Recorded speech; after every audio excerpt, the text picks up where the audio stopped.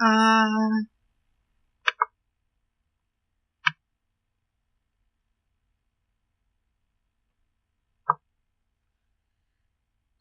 6, 7, 8, 9, 10, 11, 12, 13, 14, 15, 16, 17, 18, 19, 20.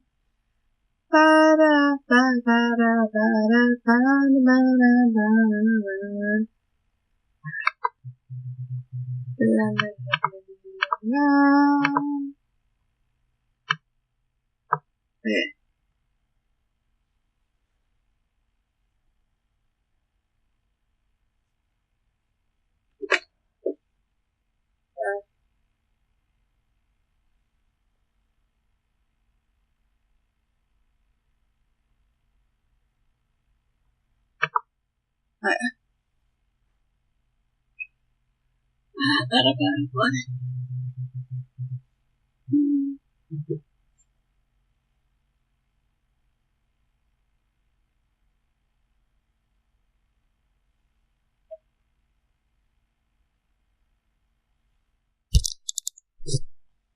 So,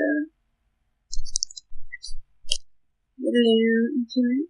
I'm KrissieDeathy, and today I'm going to be reading Rebirth of the Shitennou. Can't really pronounce that word. Do not care. I will pronounce it however I wish it to be pronounced. I will be starting with chapter 1. It is a Sailor Moon fanfiction I began writing in 2014 that I just began writing for some more a few days ago. So, we're gonna go over here and begin reading. So, sleepy. It's 2 in the morning. I woke up because it's way too warm. So the dogs make it way too warm to sleep.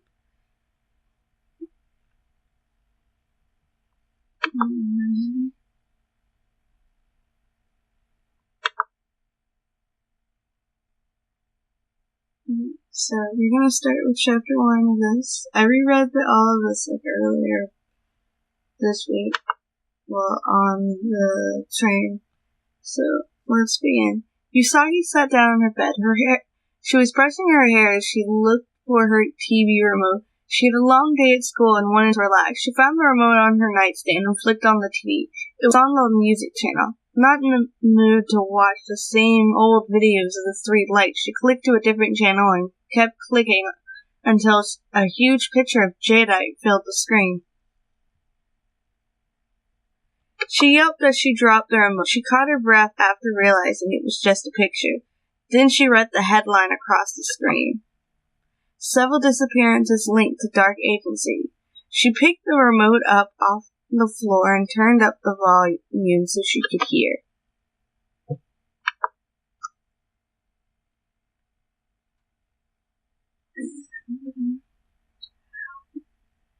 We're here now with the family members of the missing persons, a female reporter stated. Tell us, when exactly did you realize your loved ones were missing? She gestured to a light brunette woman. She had tears streaming down her thin face. She sniffled and wiped her tears away with a tissue before she spoke. Okay. I need to go back and edit some things, because in the chapter I wrote, she does not have brown hair. She has black hair. So, I need to go back and fix some things. Continuity, because I forgot about that. Because I didn't write down what this bitch looked like in my notes. She sniffled and wiped her tears away with a tissue before she spoke. My little Jed always kept in touch when he first went to work for Dark Agency. He called me every day to check up on me and tell me everything. But after a while, the calls got less frequent and then nothing. I haven't heard from my baby in 5 years. She began muttering sorry so she couldn't stop her tears. In the corner of the screen was a picture of Jadeite with a huge smile on his face. The top read, "Have you seen me?" The bottom read, "Jed Tato."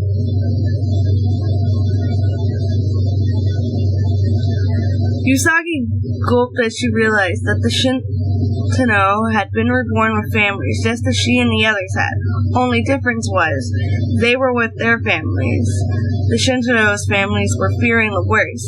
She glanced at her locket and a light bulb lit up in her head. The silver crystal gave the Phantom Sisters and Alice and Anne a second chance. Surely it could revive them too. She beamed with pride as she made up her mind. She wrote down the contact number from the TV before turning it off. She curled up in bed feeling proud of herself. The next morning, Usagi rushed over to Mamoru's apartment. She knocked, but received no answer. She pouted, then looked at her watch. She then sighed as she realized that Mamoru was still on his morning jog.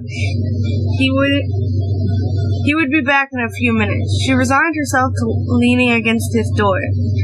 She jumped when her communicator started going off. She answered it and saw Ray's face. "Oh, hi, Ray," Usagi smiled. "What's up?" "Hey, I was calling to make sure you get up in time to help me out at the shrine today like you promised, but it looks like you're already up." "Why are you up on your own so early?" Usagi laughed. "Well, last night I saw a story on the news. The Shitennou have family who are worried about them.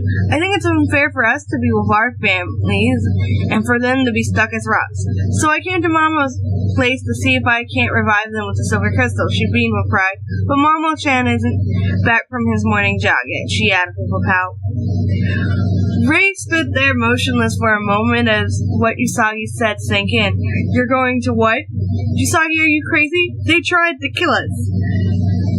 They were under Metalia's control. If I revive them with the silver crystal, they'll be good." No, absolutely not," Ray shouted. "That's a horrible idea." "Well, let's get everyone else's opinions," then Usagi stated as she called everyone else. Amy looked up from her book. She found her communicator in a cup she placed her pencils and pens in on her desk. "Hello," she answered. Makoto heard her communicator in the kitchen. She lowered the heat on her stove before she went to answer it. She found her communicator on her nightstand. "Hello," she greeted.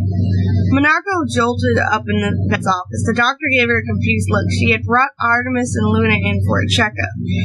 "Because I had to put Luna somewhere. Couldn't explain where she went, so I put her with Minako." He was just now signing papers for the three of them to leave. "Sorry," she gave a nervous laugh. "It's okay. You're all free to go, Miss Aino," he stated, putting down the clipboard. "Thanks." She beamed. "Come on, guys." She called the two cats to follow her as she pulled out her cell phone. "Hello," she greeted. She was glad Amy had figured out how to connect their communicators through their phones. Mina was greeted by Amy and Minako's hello. She could hear Ray ranting. "What's going on?" "Hi, guys," Usagi greeted. "Ray and I are having a disagreement. You see," the blonde teenager told them all about the news special she watched last night and Shitennou and her plan. "So what do you guys think?" "It's a bad idea," Ray stated instantly. "I'm not sure," Mako stated, "but the silver crystal did purify Alan and Anne, so it might revive them." "Purify and revive are completely different things, though," Amy added. "Are you sure you have enough strength to revive them, Usagi?" "Amy brings up a good point," Mina stated. "Using the silver crystal can really drain you at times, Usagi. Reviving the Shitennou might take more than you can handle." "Don't worry, I'm sure I can handle. I am a future queen after all," Usagi stated. "It's a bad idea," Ray exclaimed. Yusaku Mamoru walked up to his apartment. "What are you doing here?" "Momo-chan," Usagi beamed. "We'll talk later, guys. Bye." She clicked her communicator off as the others cried her name. "Hi, Momo-chan. How are you?" She hugged him. "I'm good. You're up early. Did you stop by on your way to help Ray at the temple?" Mamoru asked. Usagi beamed with pride. Well, actually, she began to recount her tale to her boyfriend as she followed him into his apartment.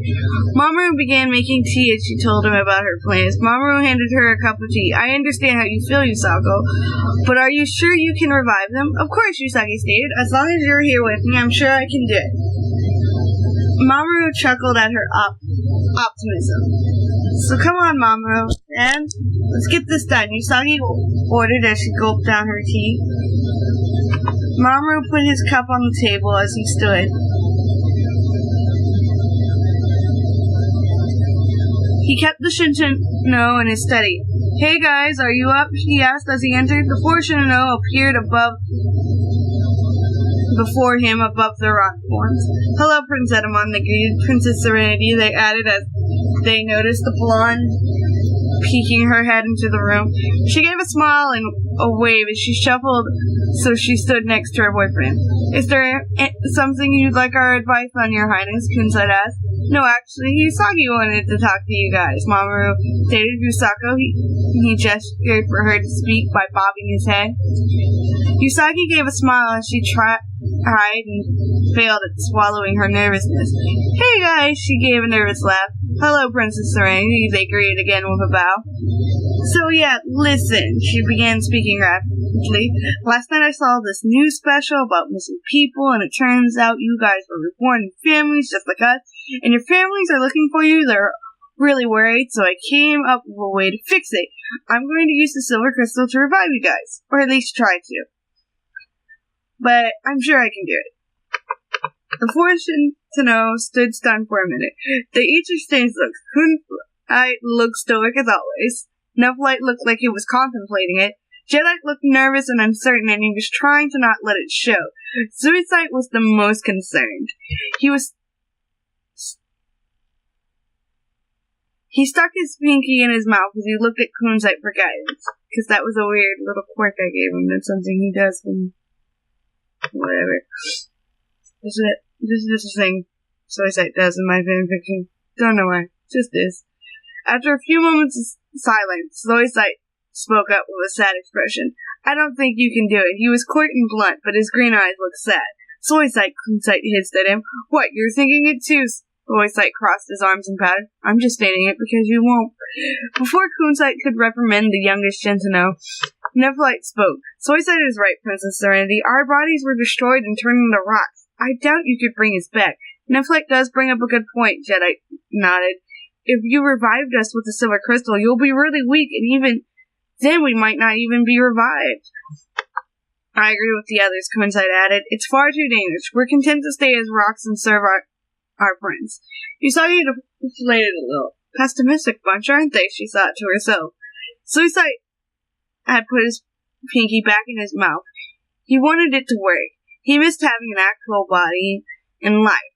But that would be a miracle. And miracles don't just happen. That's when it hit him. A miracle. The silver crystal is a powerful stone that can create miracles of its own.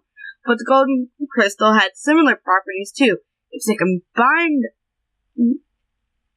him, then it might actually work.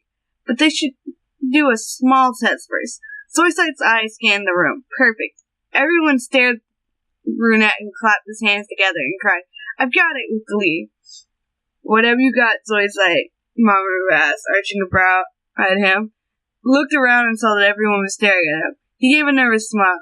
"Well, the silver crystal might be able to revive us if you combine it with the golden crystal. But you should do a practice run first. I vote Jedi." Jedi's eyes widened. "What? If they want to try to revive us, you'd be the test subject," Suicide stated with a smile. "Why am I the test subject?" Jedi exclaimed. "Why don't you be the test subject? It is your plan, after all." "Well, I don't like tests," Suicide shrugged. The four men still faced the young man as Usagi giggled. "Mamo-chan, go get the golden crystal," Usagi said as she tried to stop giggling. Mamoru left to get the golden crystal. "I like Suicide's plan. We'll do a test," she beamed. "And no complaining, any of you." "Is that an order?" Nephilim questioned. "Yes," Usagi nodded. Mamoru returned shortly with the golden crystal. He stood next to Usagi and smiled. "Ready?" "Yep." She spun on her heels so her back was to the Shitennou. "All of them," she mouthed, pulling out the silver crystal. "Let's go." She turned towards the Shitennou. "You guys hold still." The two held their crystals up and concentrated. The two gems began to glow. "Moon healing escalation," they yelled in unison. Then there was a bright flash of light. And that is Chapter 1 Rebirth with Shitennou that I wrote forever ago, that I really enjoyed writing, and I mainly wrote it just so I can make a slice of life Sailor Moon fanfiction. So yeah. There's a weird feeling, so yeah. I'll let you all go. Bye-bye.